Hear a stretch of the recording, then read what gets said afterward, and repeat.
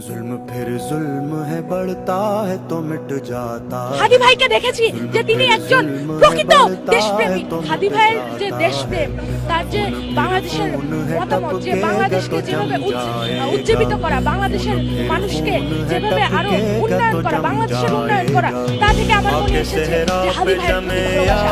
অন্যান্য দেখেছি, কিন্তু হাদি ভাইকে দেখেছি যে তিনি একজন প্রকৃত দেশপ্রেমী। আমরা দেখেছি যে যদি দেশপ্রেমিক না হতো তাহলে তার বিভিন্ন দৃষ্টান্ত থেকেই বোঝা যায় তার কাজকর্ম সবকিছুর মধ্য দিয়ে তিনি ফুটিয়ে তুলতেন ভারতের আগ্রাসন এবং ভারতের আগ্রাসনের বিরুদ্ধে তার কর্মকাণ্ডের মধ্য দিয়ে বিভিন্ন কিছু ফুটিয়ে তুলতেন এবং বাংলাদেশকে কিভাবে এগিয়ে নেওয়া যায় সে বিষয়ে তার অন্যতম মতামত। তো আমি অনেকবারই এরকম হয়েছে যে কেউ ভারতপন্থী, পাকিস্তানপন্থী, বিভিন্ন দলের, কিন্তু এই 24-এ এসে আমি বলতে চাই যে আমরা সবাই বাংলাদেশপন্থী। আমরা সবাই